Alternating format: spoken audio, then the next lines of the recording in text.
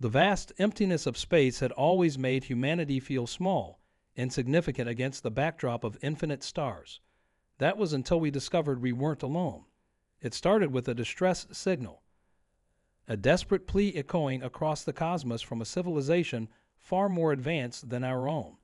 They were losing a war, a conflict that had raged for centuries against an enemy that showed no mercy, no emotion, and no signs of stopping. For decades, we had watched from the sidelines as distant galaxies flickered with the light of battles beyond our comprehension. The Galactic Alliance, as they called themselves, fought valiantly against the swarm, a relentless force of biomechanical entities that consumed everything in their path. We monitored their transmissions, studied their tactics, and learned from their mistakes. While they fought with advanced technology and ancient wisdom, they kept losing ground, system by system. They never asked for our help. Perhaps they thought we were too primitive, too young to understand the scale of their war. After all, what could a species that had barely left its solar system offer to beings who had mastered faster-than-light travel? But they didn't know what truly set us apart. Our greatest strength wasn't in our technology, but in something far more primal. The turning point came when a swarm scout ship discovered Earth. Our first contact wasn't diplomatic. It was a brutal assault on our lunar colonies. We lost 300 people that day, but something changed in that moment. Humanity united like never before. The petty conflicts that had divided us for millennia seemed trivial compared to the threat looming above our heads. They thought we would cower. The old recording of Admiral Chen's speech still gives me chills. They thought we would hide, but they didn't account for one crucial detail. Humans don't just fight wars, we study them. We perfect them. While they were busy conquering galaxies, we spent thousands of years fighting ourselves, learning every possible way to overcome a superior force. What happened next would be forever etched in the annals of galactic history. Our response wasn't just about defending Earth. It was about ending the war. Years of observing their battles had taught us everything about both sides, their strategies, their weaknesses, and most importantly, their assumptions about warfare. The Alliance had always fought with honor, with carefully planned strategies passed down through generations. The swarm fought with cold, calculated efficiency. Neither of them was prepared for how humans wage war, with a mixture of brilliant improvisation, controlled chaos, and a stubborn refusal to accept defeat. We didn't have the most advanced ships. We didn't have the strongest weapons. What we had was something that centuries of peace had made our galactic neighbors forget: the inherited knowledge of countless generations who had done nothing but figure out how to win against impossible odds. As I compile these records for future generations, I can't help but smile at the reports from our alien allies. They still can't quite comprehend how we did it, how a species that had never fought an interstellar war managed to decode the swarm's neural network, exploit their hive mind connection, and turn their own biomechanical nature against them, all within 5 hours of our first official engagement. But those of us who were there, who witnessed humanity unleash thousands of years of military evolution in one concentrated burst, we understood. We weren't just fighting another war.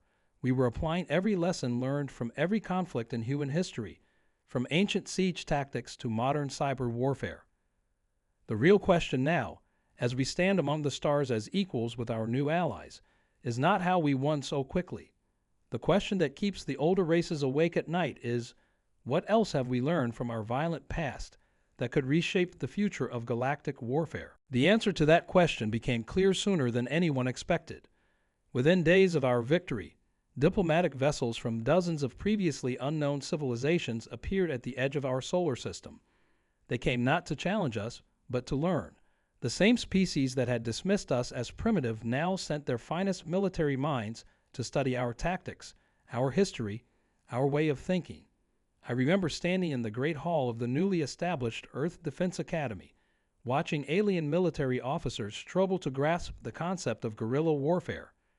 Their confusion turned to amazement as our instructors explained how smaller, less equipped forces had consistently defeated superior armies throughout human history.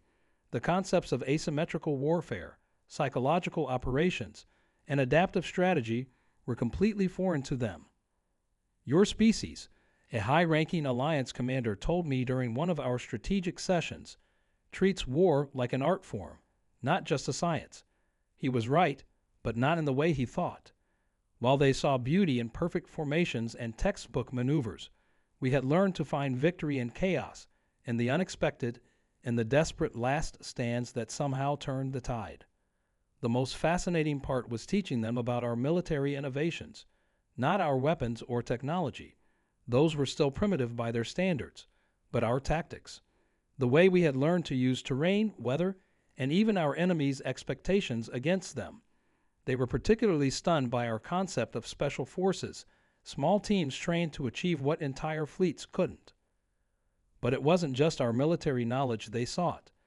They wanted to understand how humans could adapt so quickly, think so creatively under pressure. Our historical records became their most valued study materials. They analyzed everything from ancient Roman battle formations to modern urban combat techniques, trying to understand how we had compressed millennia of warfare evolution into that crucial 5-hour battle against the swarm. The truth was both simpler and more complex than they imagined. Humans hadn't just studied war, we had lived it, breathed it, evolved with it. Every conflict, every battle, every desperate struggle for survival had taught us something new. We had learned to be unpredictable because predictability meant death. We had learned to innovate because stagnation meant defeat.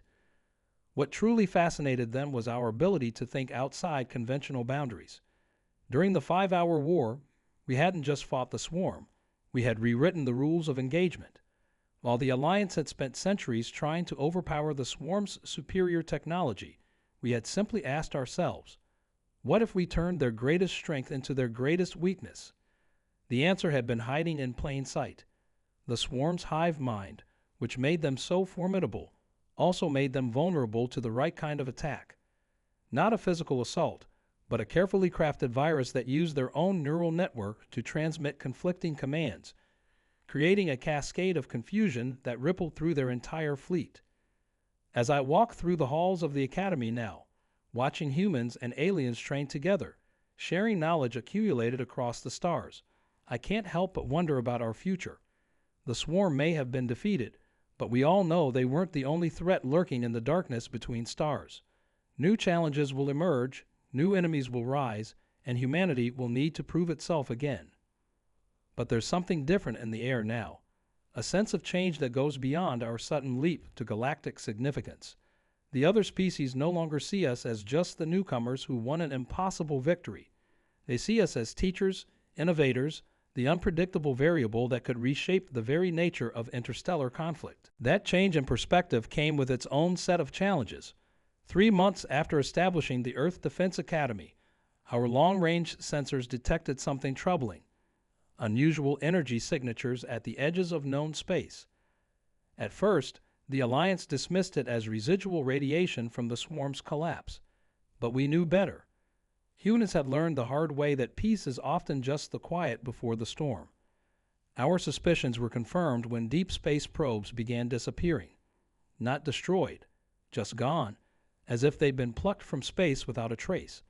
The Alliance Council wanted to send a diplomatic mission, their standard response to any unknown situation, but the human representatives argued for a different approach. We had learned from centuries of conflict that sometimes the best defense is learning everything you can about a potential threat before they know you're watching. That's how Operation Shadow began. While the Alliance publicly debated their response, we quietly deployed what they considered impossible: stealth ships, not with advanced cloaking technology, but with old-school tactics that had served submarine commanders for generations. Running silent, using natural phenomena as cover, and most importantly, watching and waiting. What we discovered chilled even the most hardened military commanders. The energy signatures weren't from some unknown natural phenomenon. They were from something far worse than the swarm. We were detecting the assembly of the largest fleet ever recorded in galactic history. But unlike the mindless consumption of the swarm, these beings moved with purpose, with strategy, with an intelligence that matched our own. They're testing our defenses. I reported to the Combined Earth Alliance Command. Each probe disappearance is deliberate. They're mapping our response patterns, learning our protocols, Just like we studied the swarm, they'd been studying us. The revelation hit hard. For the first time since our victory, I saw fear in the eyes of our alien allies. But humans don't fear the unknown. We prepare for it. While the Alliance processed this information through their traditional channels, Earth's military leaders were already developing countermeasures. We didn't need centuries of advanced technology to recognize an ancient tactic. This was a predator testing its prey's defenses, looking for weaknesses before the kill. The next few weeks were a blur of activity. We transformed the academy from a teaching center into a war room. Every scrap of human military history was analyzed for parallel situations. Every past battle that had faced similar odds was studied. The Alliance thought we were preparing for another 5-hour victory. We knew better. We were preparing for the fight of our lives. Then it happened. Our stealth ships reported massive fleet movements. They were coming, but they hadn't counted on one thing. Humans don't just learn from victory. We learn even more from defeat. Every failed strategy, every lost battle in our history had taught us something crucial. And now, facing an enemy that thought they had the element of surprise, we were about to prove why humanity's greatest strength isn't our ability to win fights. It's our ability to turn certain defeat into impossible victory. As I stand on the bridge of Earth's flagship, watching the largest battle fleet in human history prepare for what's coming, I can't help but think about those 5 hours that changed everything. We thought that was our defining moment. Now I realize it was just the preview of what humanity could do when pushed to the edge. The enemy fleet will be here in less than 24 hours. This time, it won't be over in 5 hours. This time, we're not just fighting to win. We're fighting to show the galaxy why humans never learned to accept defeat. The first signs that something was different came 12 hours before the expected contact. Our quantum sensors detected unusual fluctuations in space-time, patterns that seemed eerily familiar. As I analyzed the data, a cold realization washed over me. The energy signatures matched perfectly with fragments of code we extracted from the defeated swarm's neural network. This isn't a new enemy, I announced to the War Council, my voice steady despite the implications. This is what created the swarm in the first place. The chamber erupted into chaos as the Alliance representatives processed this information. All this time, they'd been fighting the weapons, not the wielders. The swarm hadn't been an independent force. It had been a test, a way to evaluate the galaxy's defenses and response patterns. The Alliance leadership was paralyzed by this revelation, but human commanders were already adapting our strategy. Throughout history, humans had faced similar situations, proxy wars that masked the true opponent, advanced civilizations testing lesser ones through indirect means. We'd done it ourselves countless times. They wanted us to defeat the swarm. General Rivera's words cut through the panic. They needed to know if anyone in this galaxy could think differently enough to overcome their creation. We didn't just pass their test. We showed them they had something to fear. The room fell silent as the implications sank in. We hadn't earned their attention with our victory. We'd earned their concern. Our long-range scanners revealed something even more disturbing. The approaching fleet wasn't just massive. It was adapting, changing formation in ways that mimicked successful human tactics. They had studied our victory over the swarm in detail, learning our strategies, preparing counters to every move we'd made. But they'd made a crucial mistake, one that every overconfident force in human history had made. They assumed we would fight the same way twice. They didn't understand that humanity's greatest weapon isn't our tactics or our technology. It's our ability to innovate, to do the unexpected, to think in ways that defy conventional military logic. What they didn't know was that during those 3 months of preparing the academy, we've been working on something else. Something that combined the Alliance's advanced technology with humanity's most unconventional warfare concepts. We called it Project Legacy, a culmination of every desperate last stand, every against all odds victory in human history. As their fleet approached the outer defense perimeter, we detected something that confirmed our worst fears and greatest hopes. They were using human battle formations, copying the very strategies that had defeated the swarm. But there was something off about their movements, a rigidity that revealed their fundamental misunderstanding of human warfare. They learned our moves. I told the assembled fleet commanders, but they don't understand our chaos. That was when we realized our true advantage. They had studied our victory, but they hadn't studied our defeats, our desperate improvisations, the countless times human ingenuity had turned certain doom into miraculous survival. The next few hours would determine not just the fate of Earth or the Alliance, but the very nature of warfare in our galaxy. As I watched our fleet take up positions, I couldn't help but smile. They thought they were facing the species that had defeated the swarm in 5 hours. Instead, they were about to face something far more dangerous, a humanity that had nothing left to lose and everything to prove. The enemy fleet emerged from hyperspace exactly where we predicted, their ships arranged in a perfect recreation of human battle formations. They expected us to be impressed by how well they'd studied our tactics. Instead, we were ready with Project Legacy, an audacious plan that went against every conventional rule of space warfare. While they positioned their forces for what they thought would be a decisive engagement, we activated Phase 1. Our fleet, instead of maintaining defensive positions, split into seemingly random groups, breaking every formation we used against the swarm. To their advanced tactical computers, it must have looked like chaos, like panic. That was exactly what we wanted them to think. The first shot wasn't fired by our biggest warships or most advanced weapons. Instead, thousands of tiny drones, barely larger than satellites, suddenly activated from their hidden positions in nearby asteroid fields. These weren't weapons. They were broadcasting devices, transmitting what appeared to be random noise across all frequencies.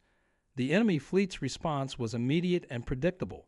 They activated their shields, prepared for an attack that never came.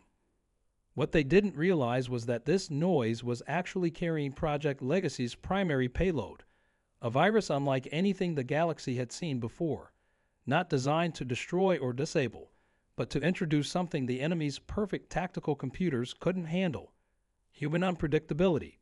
Every calculation they made was subtly altered, creating microscopic errors that grew exponentially with each new battle solution they computed. Their response was swift and brutal, exactly as we planned. They launched a massive counterattack, their ships moving in perfect, calculated patterns. But those patterns were now based on flawed data. Their precision turned against them. Ships that should have been providing covering fire were microseconds out of position. Point defense systems were firing at shadows. Their entire fleet was fighting a battle against an enemy that existed only in their compromised tactical computers. Now, General Rivera's command cut through the tension. That single word launched Phase 2, what we called the human factor. Our fleet, which had appeared to be in disarray, suddenly moved with purpose, but not in the coordinated patterns they'd studied. Instead, each battle group acted independently, following pre-planned but seemingly random objectives that made sense only when viewed as part of a larger whole. What followed was unlike any space battle in recorded history. While their massive fleet tried to adapt to our apparent chaos, we were executing hundreds of smaller, coordinated strikes. Each one looked like an isolated skirmish, but together they formed a complex web of attacks that slowly but surely split their forces apart. The turning point came 3 hours into the battle. Their command structure, frustrated by the mounting tactical errors and unable to predict our movements, made the fatal mistake we've been waiting for. They switched to direct control, abandoning their automated systems. In that moment, they went from fighting with the calculated precision of machines to fighting with the limitations of their own minds. That's when we revealed the true purpose of Project Legacy. Those drones weren't just broadcasting noise. They had been gathering data, learning the enemy's response patterns. With their automated systems compromised and their commanders forced to make instant decisions, they fell into the most basic trap in human military history. They became predictable. The final phase was almost anticlimactic. Their fleet, already divided and confused, found itself caught in a series of interlocking kill zones. Each time they tried to retreat and regroup, they found their escape routes cut off by battles that had seemed random but were actually carefully orchestrated to hold critical positions. But the real surprise came in the final moments of the battle. As their remaining ships prepared for a last, desperate stand, we received a transmission, not from their commanders, but from deep within their fleet. A message that changed everything we thought we knew about this conflict. The message was simple but profound. We yield to chaos. At first, we thought it was a surrender, but as more transmissions followed, we realized it was something far more significant. The beings we had been fighting weren't our enemies. They were our test. Just as they had created the swarm to test the galaxy, someone else had created them to test whoever defeated the swarm. The truth unfolded in fragments as their ships powered down their weapons. They were the architects, a species engineered by an ancient civilization to find worthy successors. For millennia, they had seeded galaxies with challenges, watching and waiting for a species that could think beyond the constraints of conventional warfare. The swarm had been their latest creation, and humanity's defeat of it had drawn their full attention. This battle hadn't been an invasion. It had been a final examination. They needed to know if our victory over the swarm had been luck or evidence of something more fundamental about human nature. By defeating them using not just tactics they couldn't predict, but thinking they couldn't comprehend, we had proven ourselves to be what they had spent eons searching for. The revelation changed everything. The architects shared with us the truth about our galaxy and beyond, about the ancient civilization that had created them, about other galaxies where similar tests were being conducted, about threats that made the swarm look insignificant in comparison. They had been searching for a species that could think differently enough to face these challenges, and in humanity's chaos, they had found their answer.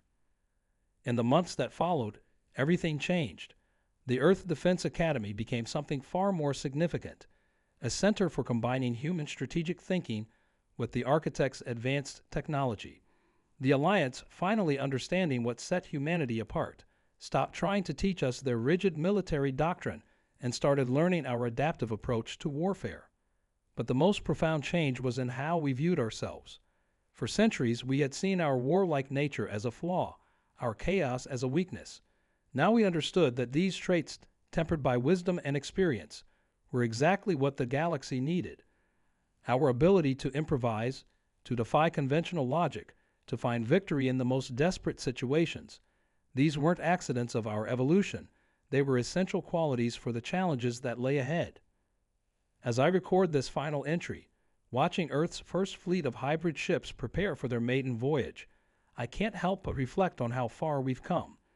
In just over a year, we've gone from a species taking its first tentative steps into the galaxy to becoming its most crucial defenders.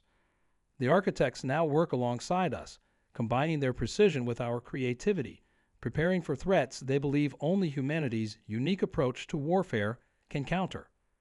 The 5-hour war that started all this seems like ancient history now. We thought that victory had proven our worth to the galaxy, but it had really just been the beginning. It showed us that humanity's greatest strength isn't in our technology or our tactics. It's in our ability to evolve, to adapt, to find solutions that no one else would even consider. Looking out at the stars now, I no longer see that vast emptiness that once made us feel small. Instead, I see endless possibilities, new challenges to overcome, new battles to win. Because that's what humans do best. We take the impossible and make it inevitable, one unpredictable move at a time. And somewhere out there, beyond the edge of known space, something is waiting. Something that will require everything humanity has learned about warfare, about survival, about victory against impossible odds. But this time, we won't face it alone. This time, the galaxy knows exactly why humans never learned to accept defeat, because we were never meant to.